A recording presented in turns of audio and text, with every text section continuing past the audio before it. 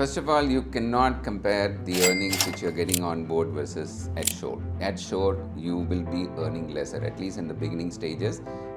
So you have to be prepared. Sir, why should a captain or a chief engineer, chief officer, a second engineer who are earning in lakhs should come for commercial shipping? Or apart from that, right now they do not want to do sailing. They want to quit sailing because they are messing up their personal lives, maybe family life. Maybe this can be the reason. And second reason is they are feeling यार पैसा कम है यहाँ पे maybe. So इसमें what is your take? I mean, if I understood your question correct, so that's a personal choice. So there are, again, if I look at the captains, master mariners, chief engineer whom I have interacted with 10 years back versus now, one thing is very clear that the average period of sailing has come down drastically. I have no captains, master mariners who are still my friends who have sailed till the age of 60. That was their choice in terms of continuing to sail. But today the reasons are multifold, in terms of personal, in terms of management, in terms of the pressures at sea, and which is understandable. Therefore, you find that the average period has come down to maybe even 11.11 to 12 years, where you get your command, you can show it in your CV, and then you come ashore. But again, as rightly said, the preparation has to start in advance, because you cannot start hunting for a job after you quit completely and say, I'm assured now, let me start looking. Then you realize that you need an additional qualification to get a foot in the door, right? But yes, you have been having the command at sea, whether you're as a chief engineer or as a master, but the skills which are required on the commercial side are different. Yes, your experience at sea managing the ship, whether it is on the deck side or engine side, is a definite advantage which you are having over somebody who has not sailed. However, that alone is not enough. That is the gap. First of all, you have to realize that this gap is there. Many of them are not even able to accept that, oh, why should I again study since I've been a master on the ship? So you have to have that realization, accept that this gap is there, and therefore you have to start preparing well in advance. Sir, just again, because this was a question of one of the captains. Yeah, I am earning right now $12,000 a month, which makes it around in India, say 10 lakhs per month. I do it 6 months, I earn 60 lakhs.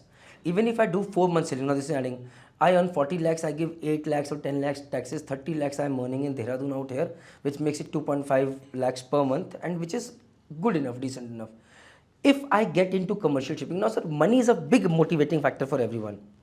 Say 5 years down the line, I struggle for 5 years down the line and I'm good. Will I be able to make up for all the time that I have given? Will I be able to grow much more?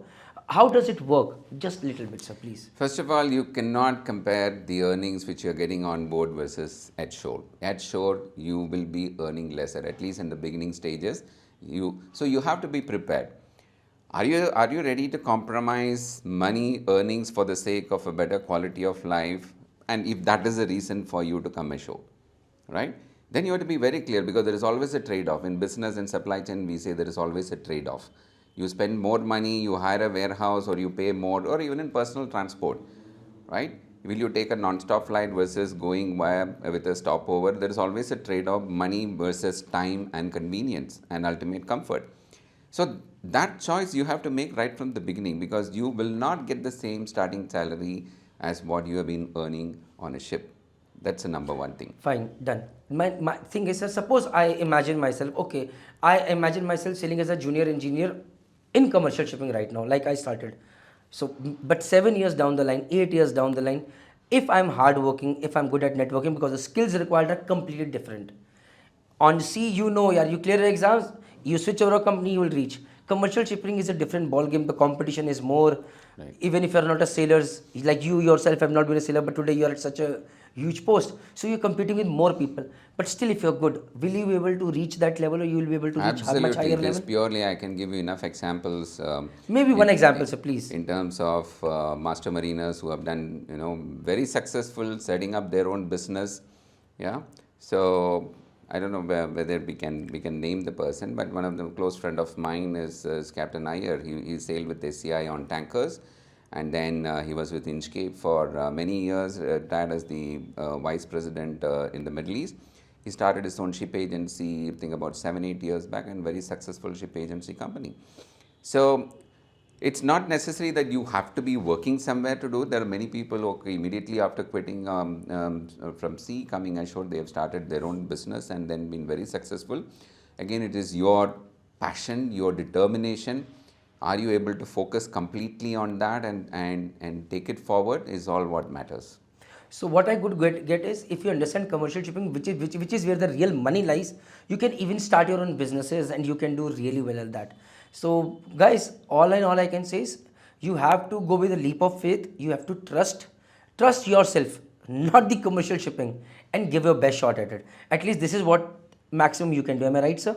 100%. One more thing to quickly add: if you're taking up a job once you come ashore, be prepared, because at sea, yes, you have the command as a captain or as a chief engineer. You are heading that unit.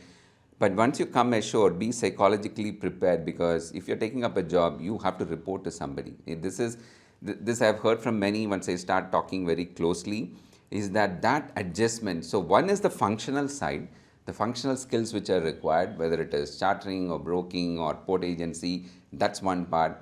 But also equally important is that, and I've now found there are many training programs which are available to make you or help you with the transition from ship to shore, from a psychological, from a mental health point of view as well.